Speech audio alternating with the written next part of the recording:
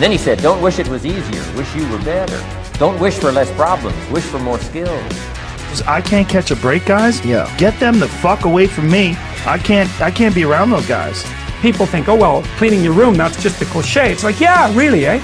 Just go ahead and try it.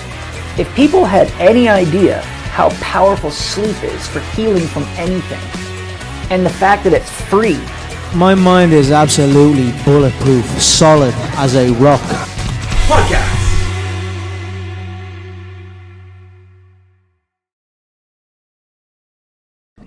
Hello and welcome. This week I'm going to be interviewing Stephen Mulligan, boss man in Fighting Fit. I don't know what word to use there.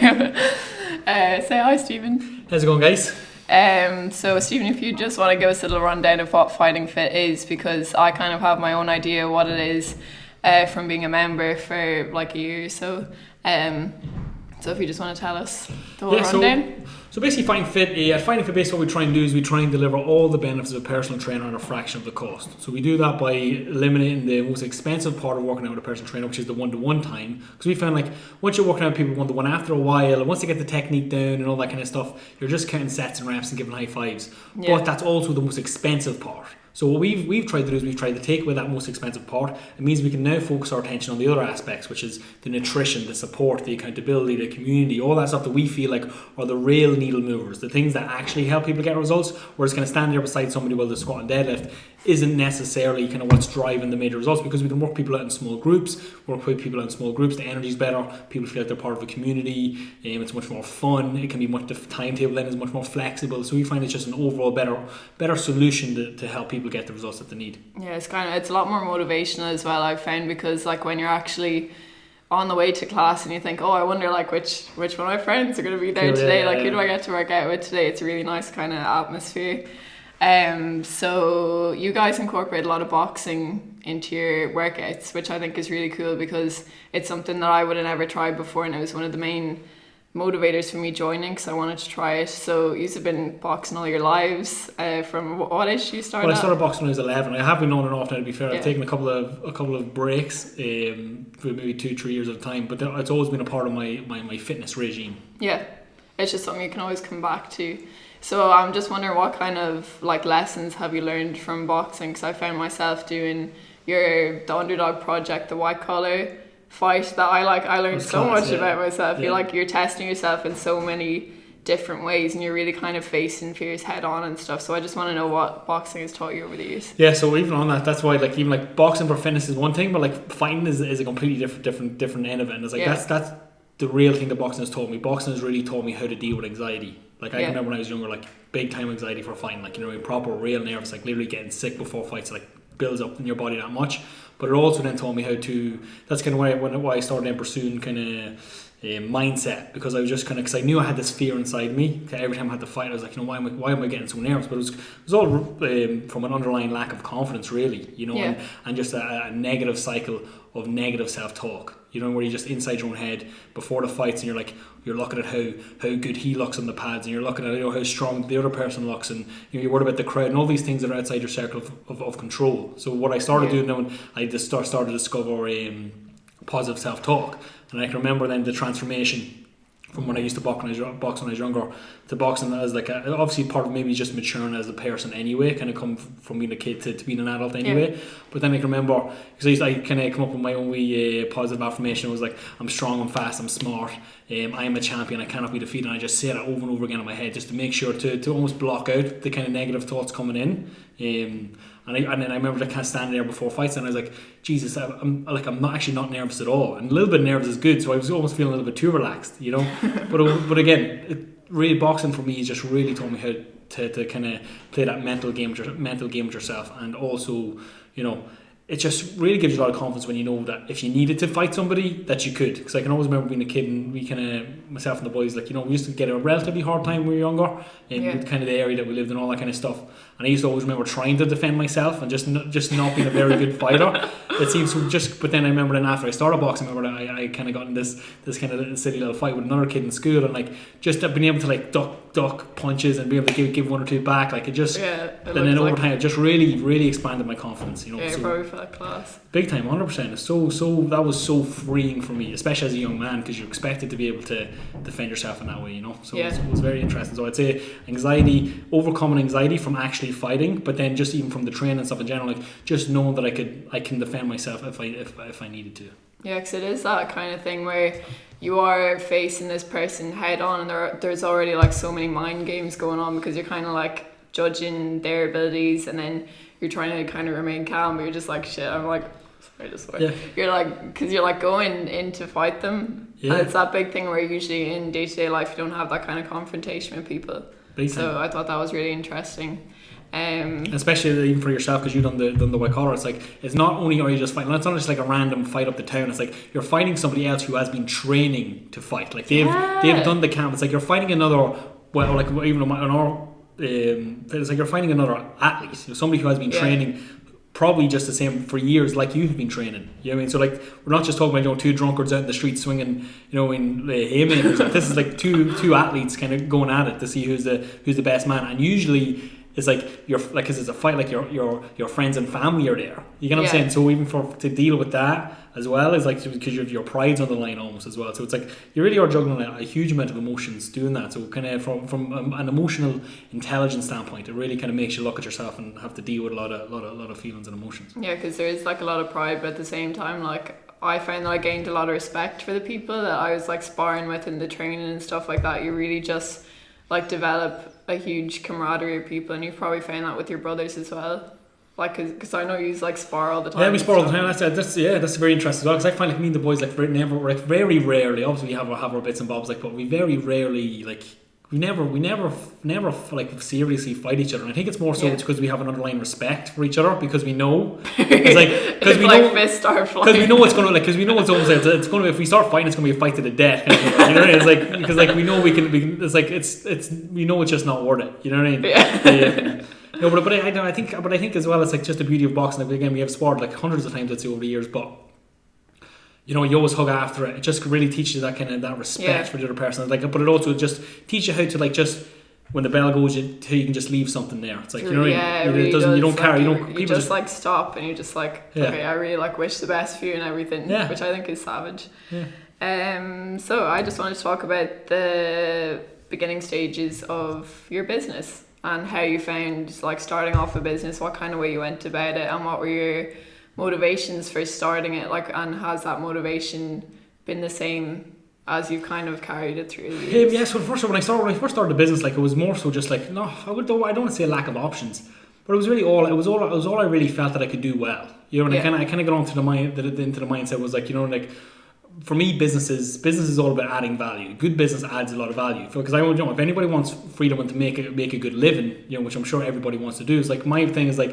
if you add value to the marketplace, you get value back, you know. So I was like, right, so what am I actually good at? And then I looked at my experiences, and a little bit of as well was like a little bit of like, you know, like the secret kind of thinking. It was like, I felt like it was like the law of attraction, not just law of attraction, but I felt like just the way my life was set up, the experiences that we had been through, the fact that like how boxing saved me more than once, you know, and how having coaches and having that kind of influence in my life really made a real big difference. So I was like, so I feel like I am pretty set up to do that. And not only that, but I had the opportunity to start boxer size classes and stuff like that in the boxing club. So it's like, it seems like if I'm supposed to go on a certain path, this is kind of the path that the universe or whatever you want to say is like sending me down. You know, it's like, this is kind of where I can add the most value, and I have the most opportunity right now to get started. Because obviously when you start off, you literally no money. I remember we drove driving down to Kildare to get like secondhand AstroTurf, you know what I mean, for the first version of Find Fit, you know what I mean? So, oh my god! But we were for months and months we were in the box club and then in the community centre.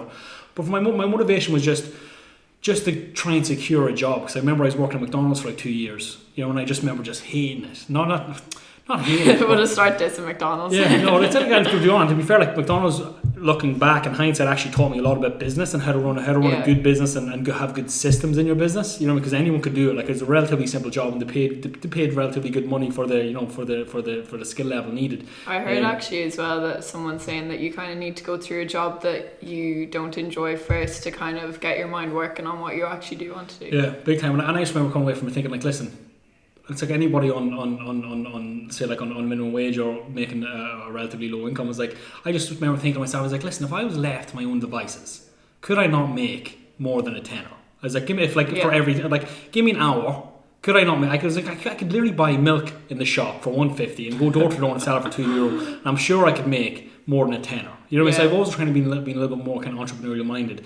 You know, but I really like the more you put in is what you get out. You know what I mean? It really is. So it's easy to work like that when you know the more effort I put in, the more I'm going to get out. Whereas, you know, like, there's no cap. It's like there's a minimum wage, but there's no maximum wage. It's like you can literally earn in our society, like in a capitalist society, I know it gets a bad rep, and a lot of people, you know, they're kind of, there's obviously a huge kind of, seems to be like the zeitgeist can seem to be leaning towards like leftist and socialism. Maybe we need a little bit of that, but like capitalism is real freedom. Like I feel like the only truly free people in our society are entrepreneurs, because we literally get to dictate what we do with our days, you know. And that's kind of why. So getting in the business was just for me all about how can I add value and how can I eventually hopefully live the life that I want to live. So this is where I felt the most opportunity was, and I felt like fitness was my thing. It has after changing my life many times. So it was an easy path to start pursuing. But you never really have any kind of long term plans really. Like on some level it was almost too comfortable in the early days, because we could just do the Dewey box size class here and this, and because I remember I was getting back to work enterprise allowance, and there was no real urgency to get going. But then all of a sudden I had to, just the way things worked out, it came to the point where I needed to, because we started to build up, and it was like, you know, it was an amateur organisation. You can't necessarily run a business out of an amateur organisation. It just doesn't, just wouldn't work. So I was kind of looking, right, I'm going to have to need to get my own premises and all this kind of stuff here. And I remember like just the fear of like having to pay. I was like, geez, imagine $10,000 a year rent. I was like, how are we ever going to do that? It's like I'm going to need, you know, I'd need like 30 clients or something like to do that. I think maybe you start to have a solid, like, you know, 15-ish people who you could rely on to come week on week. Yeah. But yeah, no, it was definitely scary, but one of them things, it turned out to be the best thing that ever happened to you. You know, because these are the things that make you do it. The only reason Find Fit has continued to grow and grow and grow over the last couple of years is because it needed to, because we've got, you know, I feel a huge amount of responsibility, but it's also a privilege to provide.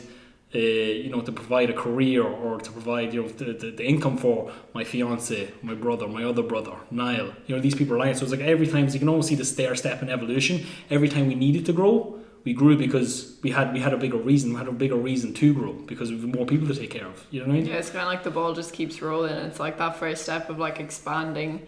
You're probably like, it's probably like a nerve-wracking thing, but it's kind of like, well, what's the point in staying where we are now if we can actually grow it? And but if again we've the opportunity to help more people. You know what I mean? Like we could literally help more people. It's like you literally see even Brian put a review and text in the group there today, a message you got from one of our clients.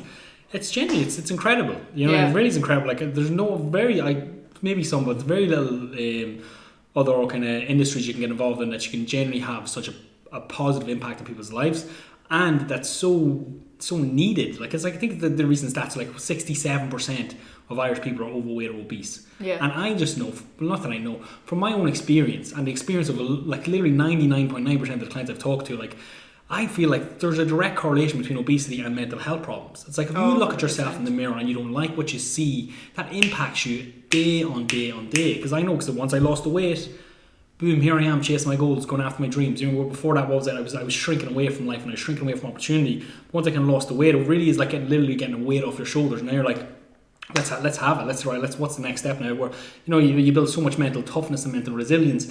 You show up for yourself day on day. You know,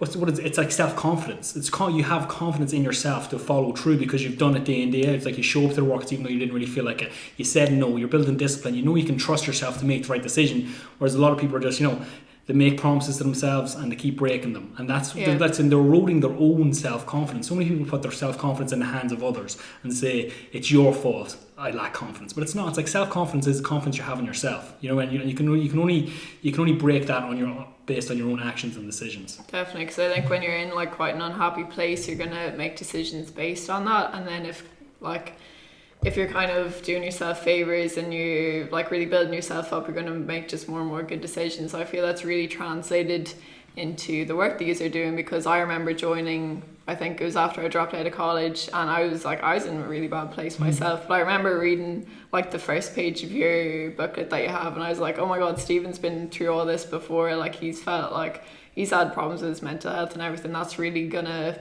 like, maybe that means that they're really gonna understand how to deal with, I don't know, whatever I'm going through, and like they'll be the right people to kind of guide me through the coaching and everything. Yeah, big time. And I feel like we haven't even scratched the surface really for myself and the lads, and like really been really open and honest about our experiences like throughout our whole life. You know what I mean? Like, you know, we've had many. Not again, I don't say it. I think I posted something on Instagram last night. You know, I don't share my story for pity. I just want you to understand where I'm coming from. And for me, it's like it gives people reassurance. Exactly. So I just want people to understand why we're so passionate about it. You know, because we do believe coaches changed my life. Like my first boxing coach was literally my foster dad.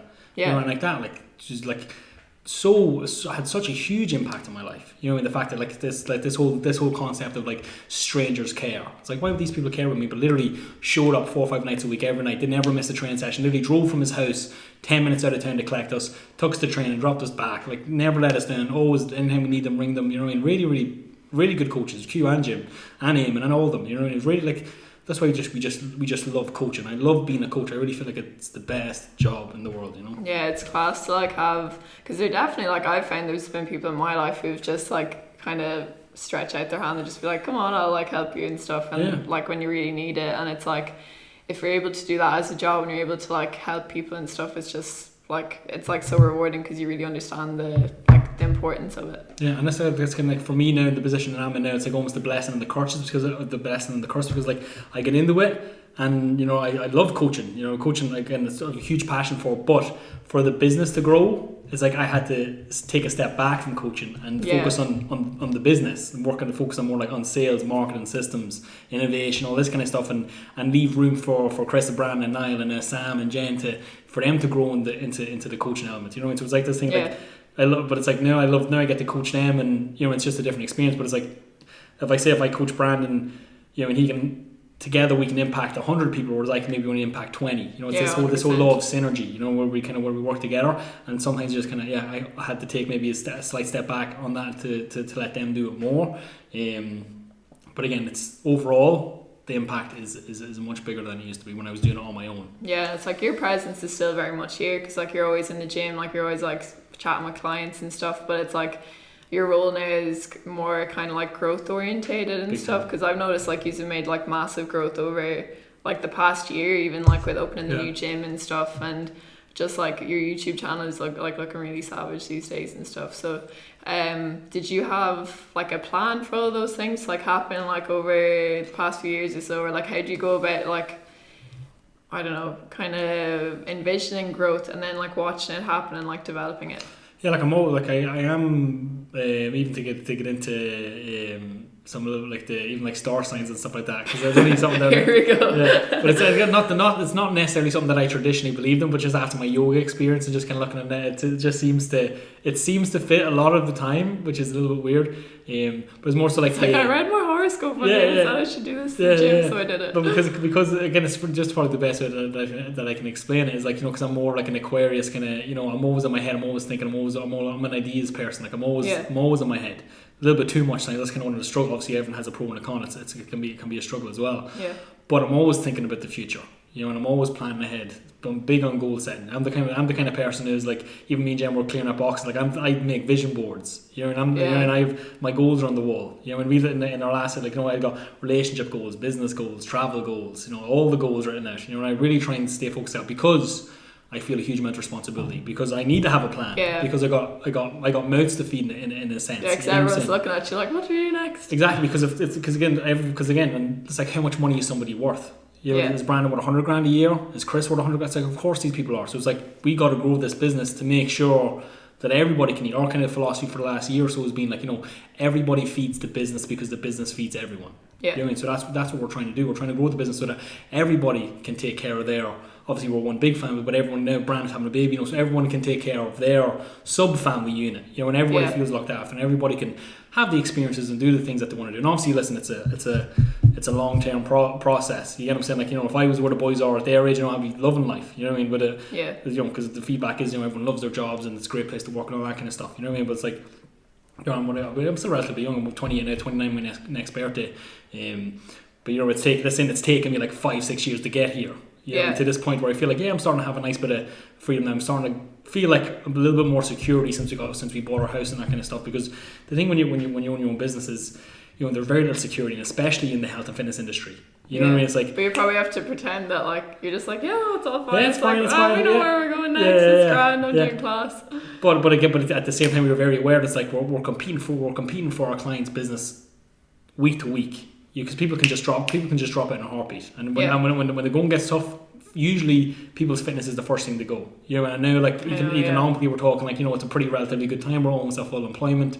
So I'm very aware of that. I'm very aware of the fact that we need to make hay when the sun's shining. That's what I said always. We need to make hay when the sun's shining because the winter's coming. You get what I'm saying? Because it always comes. There's been every 8 to 12 years there's a recession. For like as long back as we've been recording this kind of stuff, so it's like it would be ignorant to assume that the good times are going to last forever, because they never do. So like really trying to create this kind of nest egg, and as we talked about earlier, as a community, making sure that the people feel like they're a part of something, and something that they want to be a part of their lives, and by trying to make personal training a sustainable part of people's lives by making it affordable for people, because I know it can seem expensive compared to a gym membership, but we try and offer so much more than that. You know what I mean? Yeah, because it's like, I remember when I was here, I'd come in like for chats and everything. You can just book in for a chat. So I was like, I came in like when I joined, I'd like just come out of the other side of like an eating disorder, and I was like, how am I gonna like I don't know, how am I gonna manage this when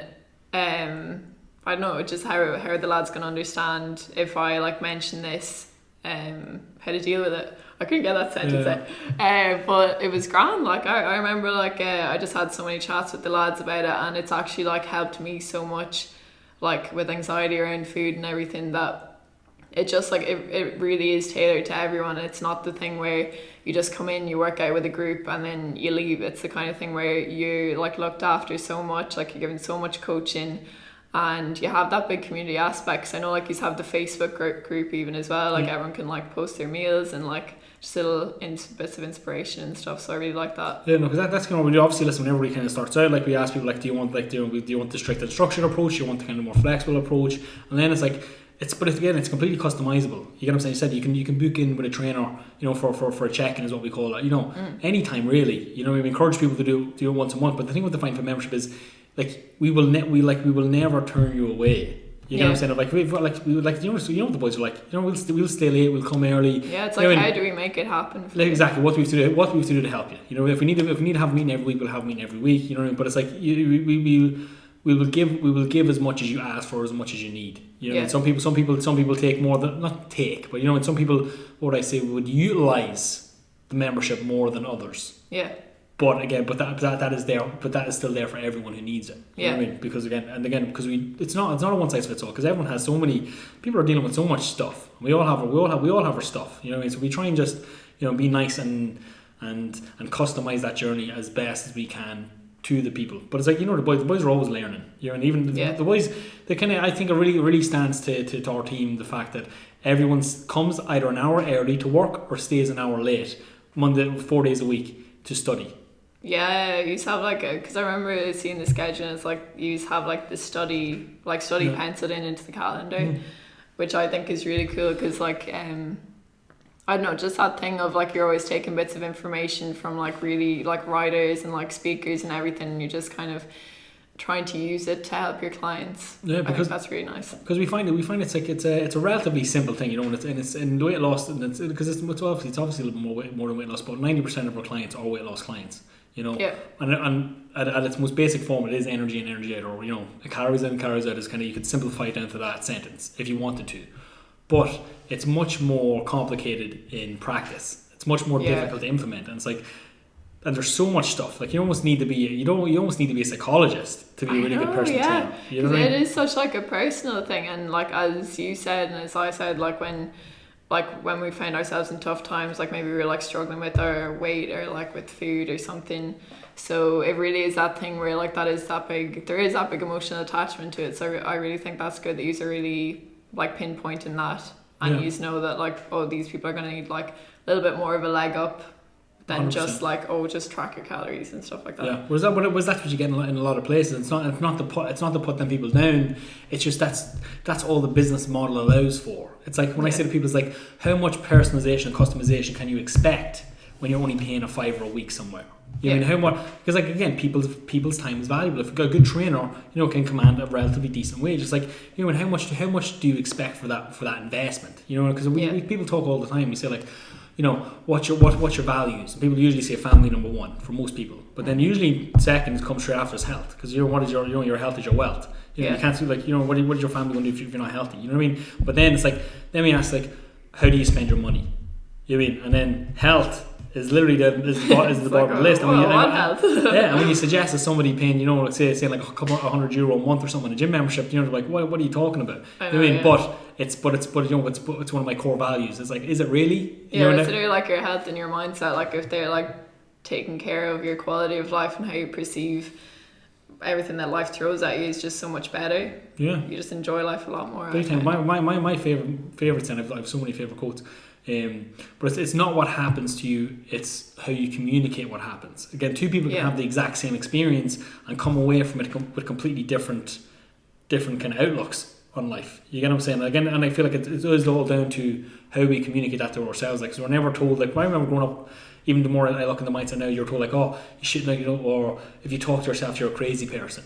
And then I realized that as I got older, I was like, no, I like being able to communicate with myself is actually the most important thing. You actually should talk to yourself. You should kind of work things out in your head and kind of talk things through with yourself first before you maybe try and have a conversation with somebody else about it. Yeah, it's like the story you tell yourself about what's going on is like really important. It seems to be the most important thing, I think. When we're trying to sort things out in our head, like, why did this happen to me?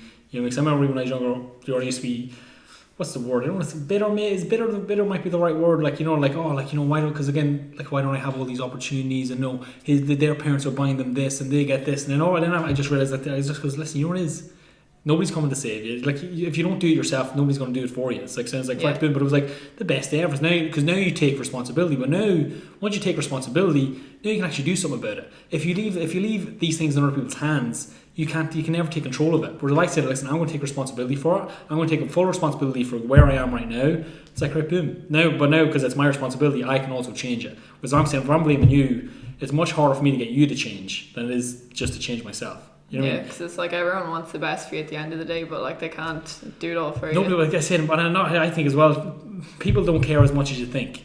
Yeah, and that's good. But it's like, they don't. It's like you need to care. Like, you need to be the most concerned person about your goals. You know, people, because it happens in this all the time. It's like sometimes we kind of have a conversation with people, and it's like, I'm way more excited than you are. But it's like, this is your goal. This is your body. This is your life. Yeah. You know what I mean? It's your mental health. It's like, you should be the one on fire about it, not me. You know what I mean? And I'm not saying, like, because people obviously have lots of stuff going on, but it's like, you need to get to that point where it's like, I care more than you. It's like, it shouldn't be like Brandon, it texts all the clients a couple of times, once or twice a week, or once every couple of times every 2 weeks or whatever. You know what I mean? And like the response rate isn't as maybe as high as we'd like it to be, because it's still not that important to people. Maybe they just don't realize the value that it could bring. But they gotta care. You gotta care more than us. You should want to talk about your goals. You should want to. It should be front of mind. It shouldn't be something like, oh, sure, I'll sort it out later or tomorrow or next week or whatever. People need to take this kind of stuff more seriously. Yeah. I think it's about like talking about your goals and like asking for like help when you need it as well. Like if you're ever stuck on something, I always find myself being like, oh no, I won't ask anyone for advice or anything. Big time, yeah. But I think that's so important as well, because usually you'd be surprised at how much other people know about a certain subject. Like, they probably know way more than you do. So it's really good to learn from other people as well, I think. I was on a really interesting train of thought with that recently, literally in the last couple of days. Like, that thing, people's what's the opposite of willingness? Lack of willingness to ask for help. And it's like, but that's what they need. So I was thinking of this whole New Year's resolution thing, and I was like, it's like, because they just won't ask for help. You know, because they're like, no, it's like every year they tell themselves, I'm going to do it myself. I'm going to do it myself, or I can do it. It's like realistically, how different is this year than last year? It's like the problem is like you need like, and again from our perspective, it's like ask for help from a trainer or from a coach or someone to support you or mentor you, or if they help bring you along until you get to that point where people are just maybe too stubborn. They're just like, they just won't ask for that help that they need, and that's what's really holding them back. That lack of asking, and it's can be the hardest thing to do. But again, it can be life changing if if you get that support from somebody who's been there, who's done it. Maybe it might be a friend, a family member, or a professional. Yeah, I think it's especially that whole thing of like knowing that everyone does want to help, but they have to know what you want first. Because I find myself like if there's something I want, I'll just be like, I couldn't ask someone for that. But everyone does want to help if you can like communicate exactly what you want. Yeah. Because then they know. But you know who people love to help? People love to help people who want to help themselves. You know what I'm saying? There's this thing, people come to us and they're like, I want to lose weight, and I said that whole thing. It's like they almost want us to do it for them. It's like it's like there's nothing more sad. Like I'm telling you, people will go above and beyond for you if you show up with enthusiasm. You know what I mean? That's the whole thing I was over Brandon Mesh. Is like if you're showing up with enthusiasm, send in the picture of your food, do whatever you got to do. It's like people will then go above and beyond. But if you expect more people to put in more effort than you're putting in, that's just not how relationships work. People love to work with enthusiastic people. You know what I mean? Like you really got to want it more for yourself than anybody else wants it for you. And you have to. People really just love to help people who want to help themselves. I think that's a really good kind of thing to make a point of. You know what I mean? Like when somebody shows, like say kids, like kids show up. Like say if I see a young kid showing up, and with their CV and they're all enthusiastic and they're really hungry for a job, I'm like, fuck. Jeez, could I create a job to take this kid on? Because you want to help them, because you see the enthusiasm, see the effort. There's one I seen on Facebook recently. Some man, he went down to the M50 at 6 a.m. in the morning, had a big sign. You know what I mean? Really, somebody, really want to work. Somebody please hire me. You know what I mean? But I'm saying within the day, he got a job. Because he's shown that he wanted it. You know what I mean? And people I feel just lack that. Maybe more now than before, maybe not, but people just need to have that kind of enthusiasm for what they want in life. Yeah, it's like don't be afraid of wanting it, like go all in kind of thing. So what advice would you give to anyone who wants to lose weight? Because I know that there's like the fitness industry has become such a big, like, I don't know, it's just like everywhere these days, because I feel like obesity rates are kind of like going up and everything, and people have found that it's a real thing to like cash in on. So there's a lot of like mixed messages about fitness and about health and everything and losing weight. So what kind of advice would you give to someone who's kind of been exposed to all this and kind of feels a bit stuck and they're like, right, I don't really know what to do now? Yeah. I think it goes back to our last point. I feel like ask for help. I feel like a little bit of self-awareness goes a long way, and like self-awareness in the fact that it's like, listen, I failed 10 times, I failed 15 times, I failed 20 times. Like maybe you don't know as much as you think you know. Maybe you need a helping hand. Because I feel like the fitness industry gets a bad rep on one hand, because there's bad people everywhere. But I feel like there's more passionate people in the fitness industry. And some people maybe because they're not educated enough and their passion maybe can, because maybe they're not necessarily promoting the right things. But it's like it usually always comes from a good place. I find they're trying their best, which is always all a lot of people can do. But I feel like asking for help if you need it is the key, and that's kind of that's again is our whole business model. It's like trying to make coaching accessible to people, trying to make coaching affordable to people, so people can get the help that they need. After that, I think it's just a point of, it's like, again, more self-awareness, like looking at yourself. What works well for me? What doesn't work well for me? It's like, sit down. What's my likes? What's my dislikes? What can I stick to? What can I not? Look at all your past experiences.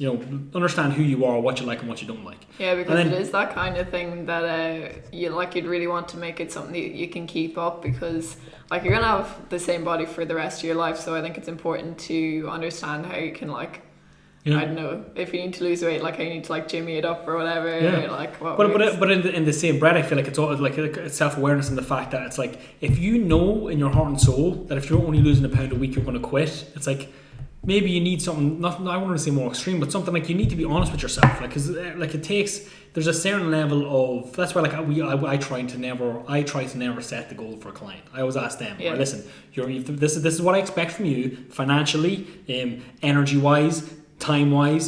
These are all the sacrifice you have to make. I'm saying, like, what do you think is a fair? What do you want back for that? If they're saying, I want to lose £5 a week, I'll be like, okay, well, listen. Do you realize to lose £5 a week, we're going to have to, it's going to have to be a 5,000 calorie deficit or whatever, and try and obviously. But that's what is it? It would be It would be 2,500 calorie deficit a day to lose £5 a week. Oh, 2.5. That's what I'm saying, because it's roughly like 3,500 calories to lose £1 a week. So that's 500 calories a day to lose £1 a week. So if you want to lose £5, you have to multiply that by 5. So you have to consume 2,500 calories less than you need to lose £5 a week. That's when I see all these things, like all these programs that promote 5-10 pounds a week weight loss or whatever. It is a bit crazy, and most of the time it's not with fat loss, it's just weight loss and water weight and this kind of stuff as well, which is a completely different thing altogether. But at the same time, it's like maybe that's what somebody needs. Maybe somebody needs to see them kind of, not them, maybe again I would never promote something that extreme, but like needs to see it moving a little bit quicker so they can actually keep up the motivation, so that they can get the ball rolling. Because that's what I'm saying. The problem I feel is, like, I feel like we really underestimate the pain people are in when they're really obese, when they're really overweight. Because I remember when I was technically I was obese. Look at my BMI, I was obese. And it's not a nice place to be. So it's like these people are just looking to get out of that place as quickly as possible. Yeah. But again, working with a coach and having that plan personalized and customized to you, your needs, your wants, your preferences, and maybe even if you want to do it a little bit faster than would be normally recommended. Because like some of these people, if you tell them £1 a week, they're never going to do it, because the sacrifice just isn't worth £1 a week for today. Yeah. Because they want to get this place of pain so quickly. So that you have to maybe negotiate but again, working with a coach I think is generally the best thing people can do that need help. That if you fail loads of times, it's like you need a hand. So reach out to somebody who seems to know what they're doing, somebody you respect, and take it from there. Definitely, because especially with that kind of rapid weight loss thing, like there's this whole like idea of like when you lose a lot of weight you're just going to pile it back on again, but it's like you have to kind of constantly review what someone's doing. And maybe like say if they just kind of want to level out a bit, they have to like change because it's not necessarily true that like you're guaranteed to rebound if you lose a lot of weight quickly. It doesn't happen all the time. It's like it's like you're not going to like, your body just isn't going to like pull calories in out of fresh air and it's going to make you gain a lot of weight. It's because you lost a lot of weight quickly, you done it in a way that wasn't sustainable. Now and then basically it's like binging, and you just fucking go on a binge for a week or two, and then that's why you gain the weight back, because you consumed a crap load of calories, and your workouts were down, your food was up, so you're gaining the weight back. Or what it is because you weren't actually losing fat, you were losing water weight. So as soon as you start eating normally again, you gain back all the water weight. And so like the pound you increase, and then. Now you think you're a failure because you gain 2, 3, 4 pounds a week back, but again it's only water weight. Whereas if you're working with a coach, maybe they can explain this stuff to you, so you might actually understand what's going on. And then it's just a vicious circle, because then you feel bad and you eat more, and you're back to square one in a relatively short period of time. It's like the weight loss dream is over. exactly. But then you reinforce the story that you're a failure. And it's just it can just snowball. Yeah. So I wanted to talk about travel, because you and Jen, your fiance, have been doing a lot of like travel recently. You've just managed to kind of fit that into like your work schedule. So I was really interested on how you've managed to go about that, like how you've picked where you're going to travel, like taking time off and everything, because I feel like a lot of people might put off traveling to like until like maybe they get to a place where they have like, I don't know, load of money saved, enough money and everything. So you like that really never happens like that, because you're not guaranteed kind of you can't be guaranteed say I'll do it 5 years, you couldn't even guarantee you do it next year. It's really hard for humans to plan anything more than 3 years in advance, really. Because we don't know, like, anything can happen. Life can go 100 different ways. But what I done was, my whole kind of philosophy, and again, is I read this book a couple of years back. This was actually one of the books that really kind of started changing my life and started getting me onto this kind of really going in that kind of entrepreneurial mindset and stuff. Was a book by a guy called Tim Ferriss. Did you ever hear of him? Yeah, well, he does podcasts. Yeah, he's got one of those. I think it's one of the most popular podcasts in the world, maybe. Yeah. he wrote a book a couple of years back called, I think actually I read his book, The 4-Hour Body, first, because that's the mindset I was in. You're looking for this kind of, you're looking for the quick fixes, you're looking for like what's the fastest way, what's the most optimal way, and that's kind of how I really get into it, because my kind of experience of weight loss was I was obsessed with losing weight from my years of boxing, and I'd be my weight would be, I'd go really low and then really high, in the off season, and I had really, really bad habits with food. So I was kind of looking and researching for my own self. That's why I was so motivated, because I was doing it for myself first. You know what I mean? I read his book, The 4-Hour Workweek, and basically it comes up to this kind of concept. It's obviously the point isn't to actually work 4 hours a week. That's just a catchy title for the book. But it's this concept of the new rich, and the new rich aren't necessarily rich with money. They're rich with time. Yeah. And the beauty about kind of what I've done with my business is all of my responsibilities are on this laptop now. So with that's the thing, I don't actually have to take any time off work. And I can literally take my work with me anywhere. I can run anywhere I have my laptop, my Wi-Fi connection. I can communicate with my clients. I can run our social media. I can run Facebook ads. I can sign people up. I can do video chats. I can do Zoom calls. I can sell people on the phone. Everything I need to do, I can do on my laptop. So it's like that's I never have to take time off work, because my work comes with me everywhere I go, which is amazing. And after that, then it's just about building a good team. I'm really, really lucky that I have the lads in the team, but obviously you have to cultivate and invest in your team and grow your team, and it takes time. But I would say to people, think a little bit long term. I said maybe 3 years in the future. But for travel, I'd say travel is really cheap. Like me and Jan, we're actually going to get another holiday now on Friday. we're going to this Friday. We're just popping off. We're going to Prague. We're going to Prague, but it's how much does it cost? I think it's like 280 euros each. I think is what it is for for 4 days. It's like that's for a 3.5 hour flight for 4 nights in a hotel. I think it's breakfast included. It's also actually Friday the 13th, so I think that's one of the reasons we've got a really good deal. Class. But travel is actually not really, but it's quite affordable nowadays, and we're lucky as well because we're relatively young. We don't have a family.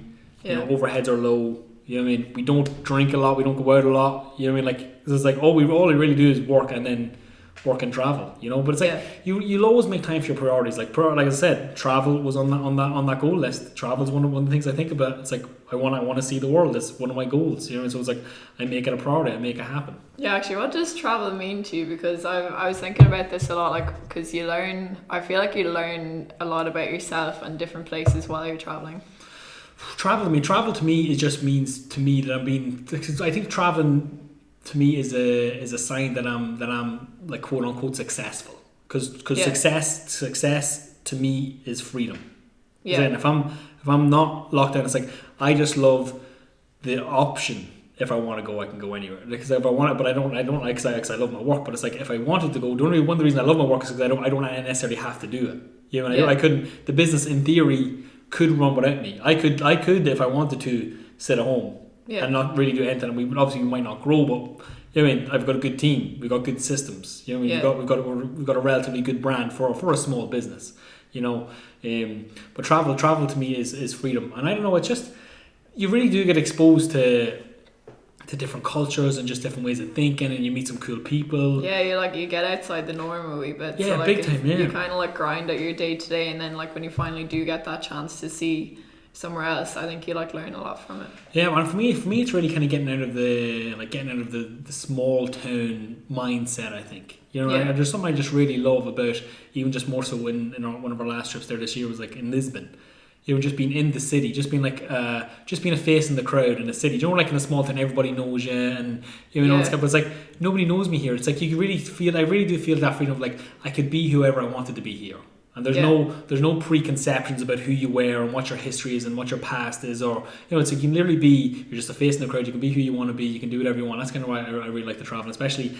And obviously the weather here is a factor as well. Questionable. I came in here this morning, I couldn't feel my hands because I walked too. So, especially the winter. So the dream eventually is to spend the worst couple of months in somewhere. I don't like Thailand. For me was too hot as well. Oh my god, Thailand was way too hot for me. But somewhere that's nice. I like 20 degrees is nice. Oh yeah, 20. That's why I think Portugal could be the spot. I remember Googling before. The cheapest place to live in Europe, And in Western Europe, obviously Eastern Europe can be a little bit cheaper, but Western Europe maybe is a little bit more developed, I think is the right way to say it. Lisbon seems to be one of the better spots. But that was actually another theory from that book. Anyone who's interested in traveling and working and being an entrepreneur, I think 4-Hour Workweek is a really, really good book. So many good ideas in it. But the concept he has about around the new riches as well is like earn in his, because he's in America, his concept was earn in dollars, spend in pesos. And that's why Thailand appealed to us as well. It was like, say for example, we'll make it say like, say if I'm taking home €400 a week, €500 a week.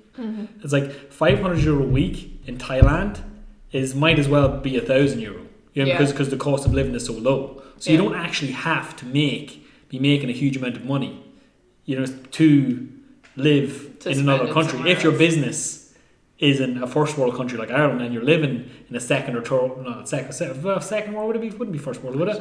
Well, the cost of living is much lower anyway. You know what I mean? So it's all relative. Yeah, I mean, it's all relative to the currency, So that's another good one. So it's like if your business is here, or if your business is online, is kind of what he's selling, and you're selling to like a UK or a Ireland or a USA market. I mean, you can live very comfortably for a couple €100 a week in the likes of Thailand or Cambodia or Vietnam. I never thought about that before, actually. Yeah. So the concept is earn in dollars, spend in pesos. Yeah. So it's because I think the example he gave in the book was Mexico. Have your business in America, but live in Mexico, and the cost of living is much lower, so you don't actually have to make that much money to live a relatively good standard of life. That's cool. So you went to Thailand twice. You went to Thailand twice. You went for ages. You went for like 2 months, was it, each time? I think we went for like 7. We went for like 6 weeks the first time and 7 weeks the last time. Seems like Thailand. Love it again, but it was more so because it's relatively cheap. It's like, you don't, again, because what we do again is the beauty of it is like all we have to do is save up our flights. Well, because once we get there, as I said, I'm still earning money when I'm there, so I don't have to like save up this big ball of money. Once I get there, it's like I'm just living off my drawings from the business. I take a very modest wage, the same as all the other guys earn, really. But it's because the overheads are low. Because we're both single. There's 2 of us, obviously we get to split the hotel, split the meals, everyone's halved, Yeah. Thailand was good, that's why I kind of went there, but now that's why I'm kind of leaning towards maybe Portugal and Lisbon now, because it's just closer, it's easier to get to, it's a little bit more developed, because we're stuck in the island in Samui, and remember like the electricity going off like for the whole day. I was like, oh Jesus. The electricity wires are mad over there. They don't know how to get away with it. Yeah. But then the key thing was no electricity and there was no aircon, and then I was like, oh no. I was like, oh, real. Yeah. So that was tough, but yeah.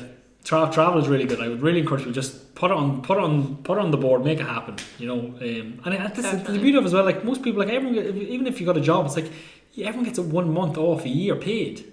Yeah. But you get a month off. It's like, use that time, go and travel. Don't be afraid to take that time off and go somewhere. Big time. I'm sure, I know, because I said that it was like, if you want to take all your time at once, you have to, Chris, how long were you gone for? Chris had like 5 weeks off. Yeah, he basically took all his holidays at once, and we gave him a little couple extra or whatever. But like, so it's like, I'm sure if you talk to your boss, like, everybody, if you're a good employee, your boss will be flexible because they want to keep you happy. You get what I'm saying? Whereas like everyone just is in this mindset of take and hate my job, hate my boss, and it's like, well, then you're the one you're not getting the promotion when it comes up because your attitude stinks. Everybody loves to work with the enthusiastic people. The person who volunteers to stay late, the person who volunteers to come early. It's like these are the ones who are going to get the opportunities when they come up. Yeah, because I think you spend the most time with your work colleagues, because like work takes up a lot of time. So it's like everyone's going to want to work with like people that they get along well with. Yeah, but even that, we all sacrifice a huge part of our life for our work. So I think it's also important to, because we're kind of talking about mindset and stuff like that and career, and like even if you're not happy with where you are now, you need a vision beyond where you are now. So you need to realize that this isn't forever, and you got to stick it, but you need a plan beyond that. Otherwise you feel stuck in your job. I think one of my favorite quotes is, I think it's Tony Robbins, progress equals happiness. That's why I just love being emotional. I love growing. I love things constantly changing, and I just love that. But you gotta create the vision that's in your future that is so magnetic that it pulls you toward it. Yeah. You get what I'm saying? Because everyone's there's two different types of motivation.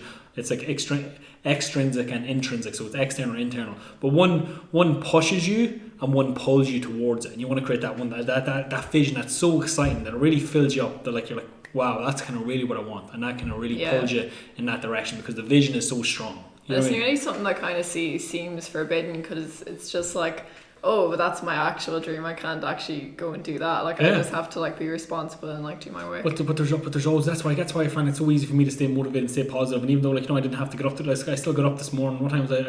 If you look at my Instagram, I was in the home office at 6 a.m.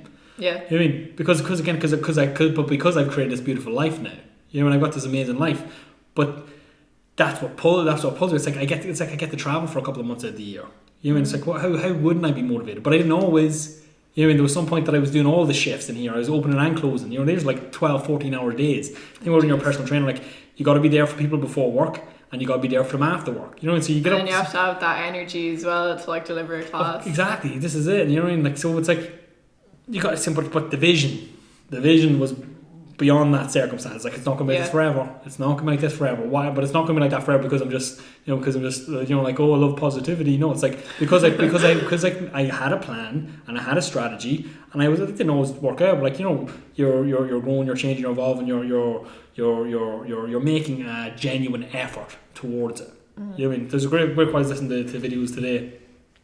I said like if you just done the things you knew you should do and stop doing the things you know you shouldn't, that in itself is enough. You know, because I can be a bugger for it a lot of times as well. Like, you know, you're always looking for the new tools, the new tactics, the new techniques, and all this kind of stuff. But like, you know yourself, you already know enough to get where you want to go.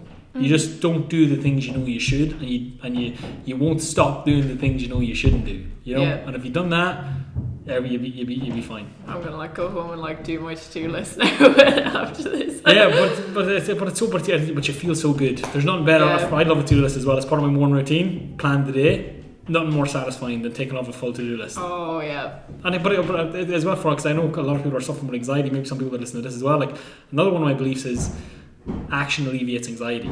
Oh my god, it so does. So when you get into action, when you do something about it, and against that whole thing, the circle window, it's like right, listen, these are all the things I can't control. Right, what can I control? It's like, right, do that, and I found it just you feel so much better. Yeah, it's like when what you're doing is creating more noise than your anxiety. Like say if you just sat there and you're just letting everything just like seep in, all these like really just like bad thoughts about things and just that really anxious feeling. It's like it's much better just to do something about it. Yeah, because when you're in movement, it's much harder for these things to penetrate. Yeah. Yeah. So I wanted to ask you about yoga because you're a qualified yoga teacher. Yes. As well, you got that. Was that this year? That was this year. Yeah, the 200 hour RYT. Yeah, the same one. Same as you. Woo! With Tanya at the yoga mat. Yes. In Thailand. So I just wanted to ask you about that experience, like getting fully immersed into yoga. I don't know if you did yoga, like much yoga before. No, never. No? One of my favorite ways to learn is immersive learning, just to throw myself into it and just see how it goes. And it's more so because I know I need it so bad because I feel like because even from my training, like mobility was never part of my training regime. Even though we used to train really hard, like never stretched, or if you did stretch, you're kind of, it's a half-assed effort. You're not really stretching. You're just kind of, you're going through the motions of it. And my posture's really bad. I feel like that was also linked to when I was overweight as a kid. This whole kind of concept of, you're trying to cover yourself. You're around your shoulders. This kind of low confidence posture. Even now I'm quite chaotic. My posture even still to this day isn't great. But also mindset wise, and just wanting to be able to just be able to, because my brain, I'm always thinking, I'm always in my head. I said earlier on, I'm always in my head. I'm always thinking about ideas. I'm always on. It's like it's very hard for me. Like I literally would be sitting at home, 10, 11 o'clock at night. I'm always thinking about business and stuff. That's the curse of being an entrepreneur. Like but it's obviously it's a blessing. Of course, everyone has pros and cons. But yeah, just trying to learn how to shut down and just be quiet and be still and all that kind of stuff. And obviously to go to Thailand and be able to do it in that kind of immersive experience was really good. But it was what I needed as well, because I was doing some yoga once or twice a week and that, and I just maybe wanted to see what was possible with a more kind of immersive experience. And then it was just more of a bonus that that you got the certification. Like I would still consider myself. Fits in with your line of work. But I would still consider myself, even though I think it's on my Instagram, I still consider myself a yoga student. I haven't, I guess everyone is. I wouldn't consider myself to be a teacher, but at the same time, I do also believe that everybody can teach somebody. Yeah. You get what I'm saying? So I think there's people like me that would like to learn from me, because I'm not standing at the top of the class. I'm not folding myself in half. You know, and I can barely touch my toes still. You know what I mean? So there's some people that maybe that would resonate with, because that's what people like. 100%. But yeah, no, it was amazing. So like, what would you, like when someone asked you, oh, what's yoga? What does yoga do? How would you explain it to them? Well, before I went, I would have just thought it's the postures. You know, it's the asana, which is so much more now. If somebody said to me, what is yoga now? I'd say it's the eight-limb path. Yeah. You know what I mean? That's what yoga is to me now. Like, yoga is the eight-limb path, and it's so interesting that it links so well into like the almost some like the Ten Commandments, and you know, this kind of religious, spiritual kind of aspect of it. Yeah, because I think the 8 limbs are very similar to the kind of, it's like the 10 Commandments of Buddhism. Yeah, the yamas and the yamas. Not the 10 Commandments. What are they called? The golden truths. Golden truth, golden rule, something along the lines of that. Yeah. So, but again, there's so much crossover in all the bloody religions. You know what I mean? If people just realised, and I feel like nobody believes that it's a man in the clouds. It's like it's I don't know what I feel like. It's the universe. It's the energy. It's the underlying kind of rule of the world. And this is why The Secret and all this kind of stuff seems to work. Yeah. Because there's just some sort of underlying energy about it. It doesn't necessarily need to be a man in the clouds, and even like anxiety as well. I feel like everybody's just, I would assume, unless they're just completely just putting their head in the sand about it, is like, you know, this whole concept of death. Of course, like I feel like everyone's like anxious about their death because people aren't as religious as they used to be. So if you don't think you're going to heaven, where do you think you're going? Yeah, it's like that's a deep question that you need to answer for yourself. You know, and something actually I've learned about death is that it should be a driver as well. Like that, I didn't really think about that before, but it's like we're all gonna die someday, like one way or another. Like it might be sooner or later than you think, and it's like, well, maybe you should live a good life and like actually do what you want to do. Big time. I thought to my clients with motivation and stuff. It's like, oh yeah, Monday. It's like, you're gonna die. Yeah, it's like you're gonna like. It's like, how many Mondays do you think you have left? You know what I mean? How many Mondays do you literally? But like, and even if you look in the office, we have that. You have that calendar that literally shows how many weeks you have in like your average life, and you know what I mean? It's like, geez, if you're in your 40s and you haven't been making moves, it's like you only have a certain amount of Mondays left. Not only have a certain amount of Mondays, but we all know as we get older, like the energy level decreases. You know, so it's never going to be like, you know, in quotes, you know, like as easy as it is now. Even though it's never really going to be that easy, but it's like now is always the best time. You know, and you need to get moving. Like, geez, death should be a huge motivator for people. You know, because like you're not guaranteed tomorrow. My whole thing with the business as well is like I want to make it so that, you know, even if I'm gone or if I'm sick or if I'm injured, it's like that even at least everyone else is, you know, at least has a job and knows how to run it and can do all the bits without me, so that I'm not necessarily needed. Because even if I get sick, injured, I don't get holiday pay. You know what I mean? I get no paid time off. You know what I mean? It's like, as an employer, like you don't get any of that stuff. As far as I'm aware, even if the business, even once you become an entrepreneur, I think you'll never get the dole again, which is a bit of a it's like you just tap out. May as well just keep going then. Yeah, I'm pretty sure that's true. But again, it's just one of these other, again, the negative aura can be a big motivator. But on the yoga question, like yoga is just really cool. It's just like it's almost like working out. It has a similar effect to working out. It's like get comfortable being uncomfortable. Yeah, you know what I mean? Because yoga for me is horrendous in some level. Like, you know, it's really intense. You know, the poses. You know, obviously you're only supposed to go so far and not, you know, let gravity do the work. But it's like it's you know, it's an hour of suffering from your 90 minutes of suffering, and we have to do like 3-4 hours a day. Like, you really learn a lot about yourself, but you also learn to adapt and overcome these kind of emotions. Yeah, it's like there's discomfort in the postures, and then you have the discomfort on a mental level where you're just like, you can't be. I don't want to sit still. Like, I don't want to be doing this. I want to be like, I don't know, asleep or like eating or something, or I don't know, doing something anything else. But this. Yeah, but it's you really just have to sit with it and sit with that discomfort of just wanting to be somewhere else, and that's how it really brings you into the present, I think. Yeah. And what do you think? Because you're genuinely one of the best yogis I've ever seen. Like, especially in terms of the asanas, like you've really got great mastery of the postures. Like, what does it mean to you?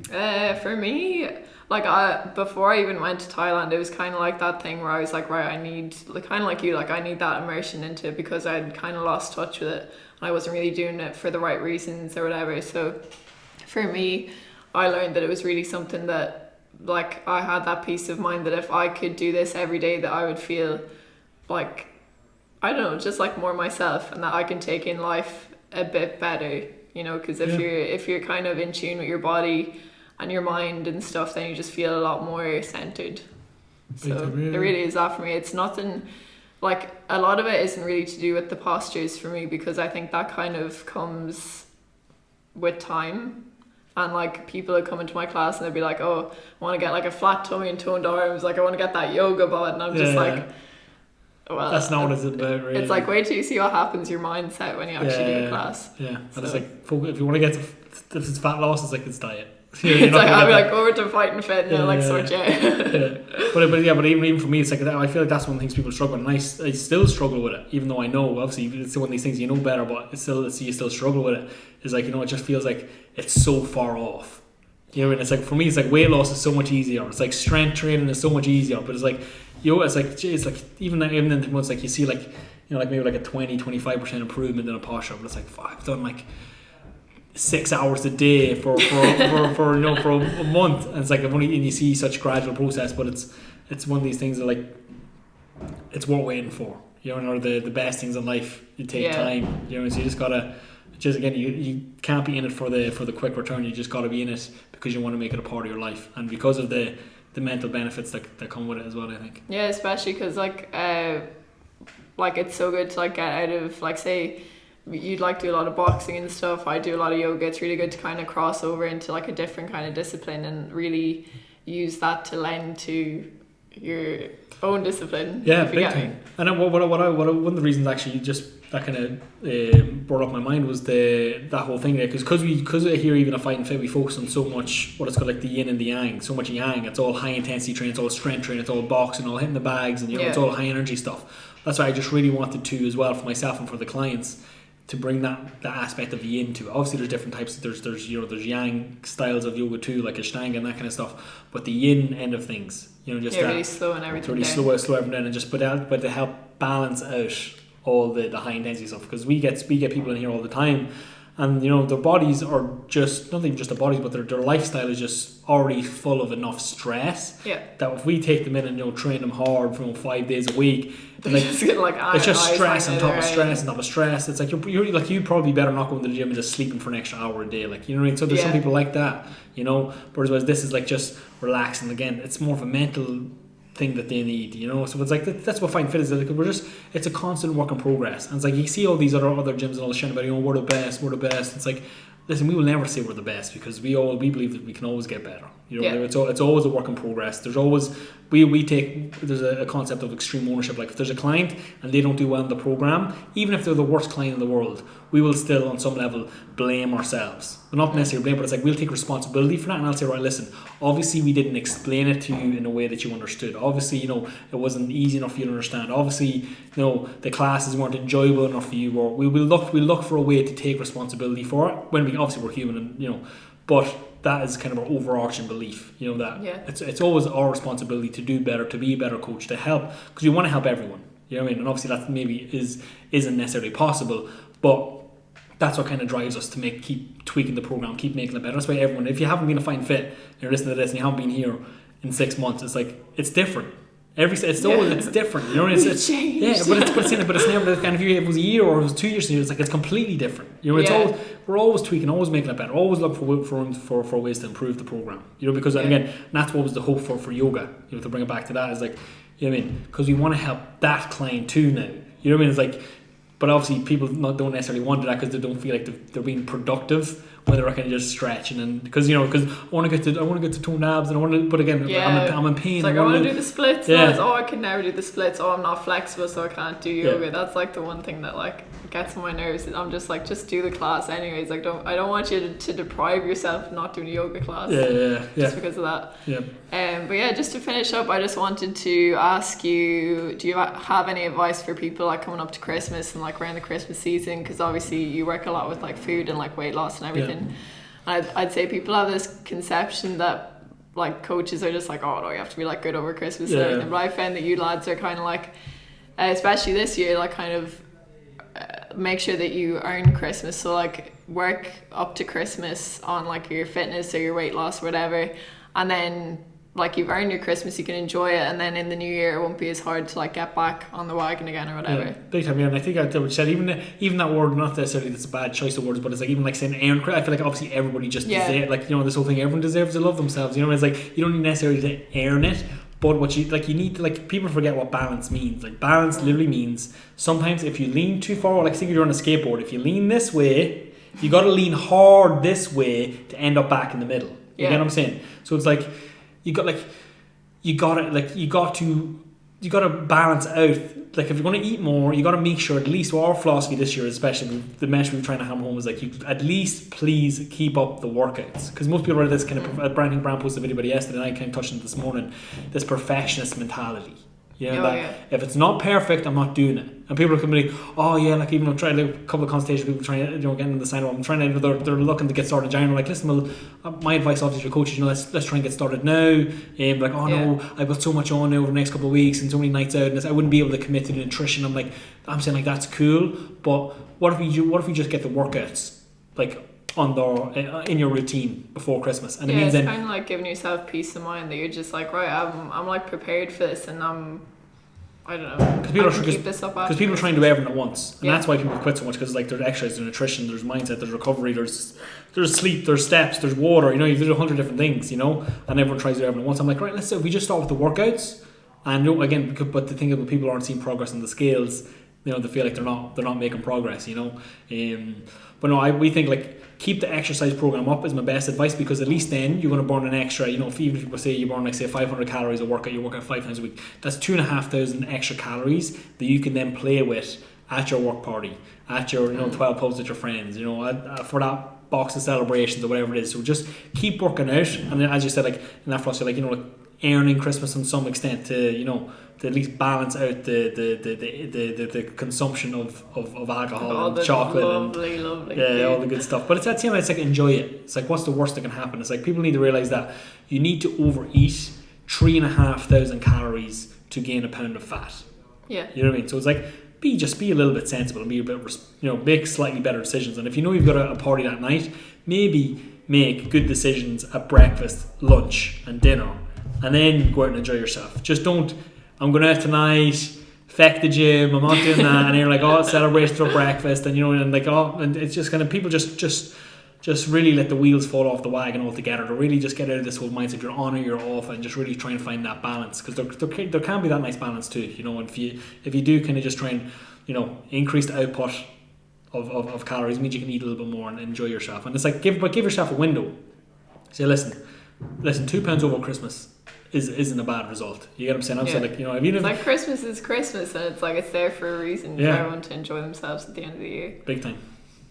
So, sorry, I thought you were going to say something else. No, good to go. So, do you have anything else to add before we finish? Yeah, no, I think that's it. I think I talked a lot. That was a long. I really enjoyed that though. I learned a lot during that, and I just really like the whole, like, little empire you've created here. Like, it's just such a nice energy anytime I come into this gym. So, and like all your social media and everything. If you want to follow the lads, your Instagram handle is like @fighting_fit. So it's @fighting_fit. Brandon is FF movement coach. Chris is FF Chris M. Niall is Niall Valentine PT, I think, and then Jenny FF Jenny and FF Sam. We try and keep them all the same so they're easy to find.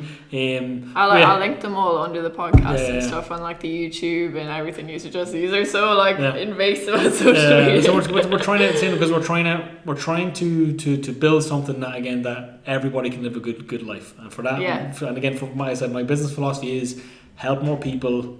Your business will grow. So add more value, and you're laughing.